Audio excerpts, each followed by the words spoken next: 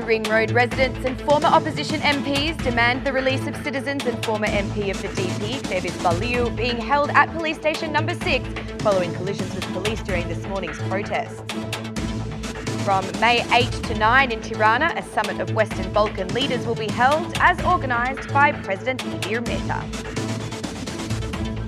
The SMI urges MPs in Parliament not to vote on the amended police vetting, accusing the government of seeking to control the process.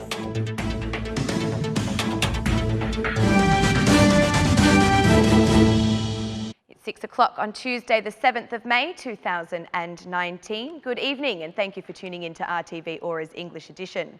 My name is Alexandra, bringing you the only daily update of the local Albanian news translated into English. Residents affected by the construction of the New Ring Road have protested in front of police station number 6 in Tirana, demanding the release of the citizens arrested today from the area of Astir. They were supported by former DP MPs who accused the police of following Edi Rama's orders by holding innocent people in remand. DP Secretary-General Gazmen Bardi declared a revolt was needed against police station number 6, saying that from this moment on, the opposition does not recognise the institution of the Tirana Police Directorate. This is criminal behaviour from Tirana's police director, who follows Rama's political orders and intimidates citizens in violation of the law. They are fabricating lies and holding 5 innocent citizens, including former MP Clevis Baliu. I call on the Interior Minister not to provoke the Albanian people. From this moment, we do not acknowledge the authority of the institution of the Tirana Police Directorate. It is a criminal institution which has declared war on the citizens. It will receive the deserved response, said Gazmen Bardi. Meanwhile, former DP MP Edi Paloka stated that citizens are no longer afraid of violence. In fact, it's the contrary. The situation is becoming more and more aggravated every day. The Prime Minister has lost any kind of human sensitivity. The more the violence and pressure increases, the stronger the reaction will be to the citizens. Rama is close to his end, said Edi Paloka. The long-running protest action first began as a response to the Rama government's plan to construct a new bypass in the area, which affected the properties of some citizens. Residents of the area took to protesting to display their opposition to the project. The citizens of Astir affected by the New Ring Road project today created a blockade to prevent the passage of the Prime Minister through this area. Rama was on the way to the grand opening of a business and had planned to use this road to travel there. However, once the affected residents became aware of this information, they took to the road to block the way of the Prime Minister as a demonstration in protest of his plan to demolish their homes and businesses. The situation degenerated quickly as they tried to prevent the movement of Rama, thus clashing with police officers. This protest at the Astir area today escalated into violence from both sides, with police using pepper spray and protesters throwing stones and other hard objects. Among those escorted to the police station were the former MP of the Democratic Party, Clevis Baliu, and 4 other residents of the area. As a result of the clashes, 2 of the residents were also transported to the hospital with health concerns. Police forced some of the protesters who were attempting to block the road of Prime Minister Rama to leave the area. Astir residents have been protesting for more than 6 months, opposing the project of the New Ring, which foresees the demolition of their dwellings. They have refused to move to the social housing provided by the Tirana municipality, declaring that they will protect their homes even with blood.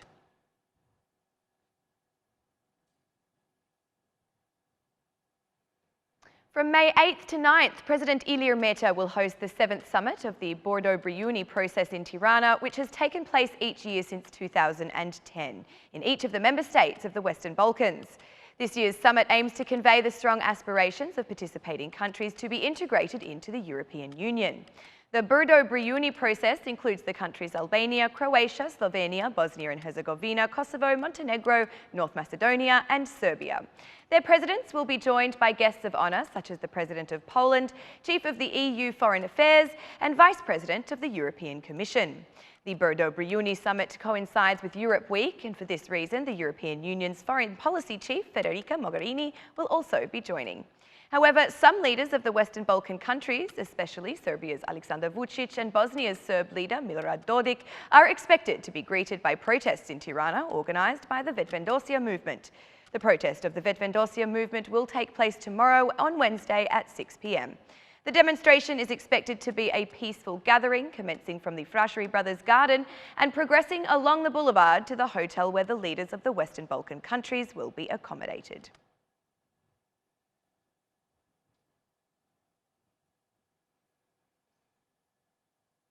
It seems the 113 cases of poisoning in Bulqiz were not caused by water contamination, according to an analysis conducted by the Public Health Institution.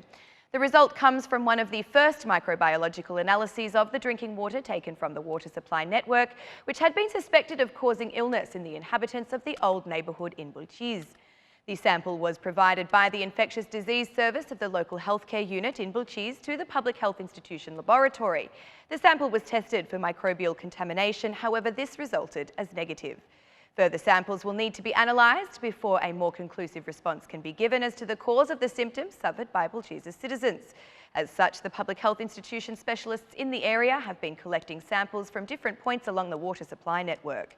These samples will then be analysed for the presence of microbiological, physiochemical or toxicological parameters such as heavy metals and pesticides.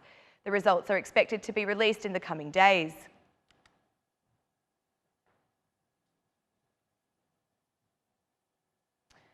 The Albanian Ministry of Defence established a task force which departed for Latvia to investigate the death of Zarifa Hasanaj. Hasanaj died after a mine exploded in Latvia, where she was part of a NATO mission together with other members of the Albanian Armed Forces to dismantle mines remaining from World War II. Also, two other members of the Albanian Armed Forces, Major Claudian Tanushi and Sergeant Julian Kapai, were injured in the explosion.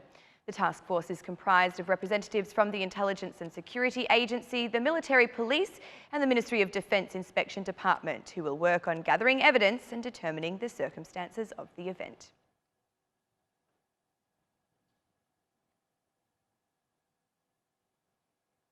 One day after the President's decree on police vetting was overthrown by the majority, the Socialist Movement for Integration has asked Parliament not to vote on the amended law. The Socialist Movement for Integration Vice Chair Luan Rama claims that the changes in the law have deformed the process so that the government can take control over it. Luan Rama reminds the government that the law on police vetting without the recently proposed changes has already received the consensus of the political parties and international support. The amended law on police vetting is expected to be approved tomorrow when voted upon at the plenary session, despite the fact that the President and the opposition consider it a proposal which enables the majority to control police vetting.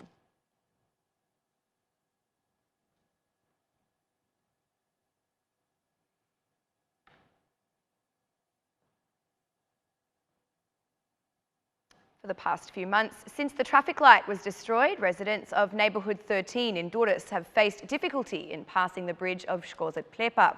As a precautionary measure, the Road Directorate have placed concrete blocks which stop not only cars and not pedestrians who say they are forced to risk their lives attempting to cross to the other side. In some cases, this extreme situation has even resulted in tragedies occurring, and as such, residents have called it the Road of Death. They should put up a sign here and call it the Road of Death. Every day, people here are being rescued, children, middle-aged people and elderly people, said one citizen.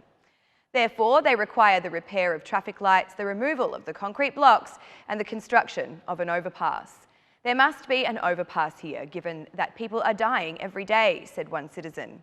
Arapai residents have warned of their intention to escalate protests if the Ministry of Infrastructure does not take their demands into account.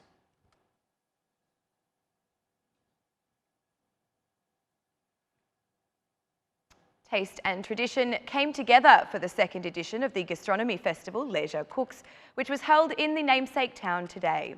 Master chefs promoted local produce through special and beautifully presented dishes.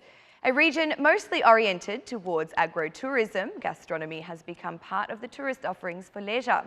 As such, Mayor Fran Frokai invites everyone this upcoming tourist season to visit Leisure at least once. The Leisure Cooks Gastronomy Festival is intended to turn into an annual tradition as a way of promoting the traditional cuisine of the area.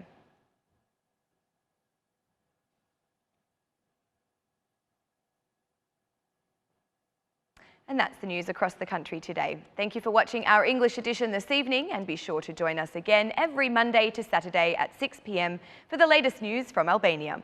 Once again, on behalf of RTV Ora, thank you and good night.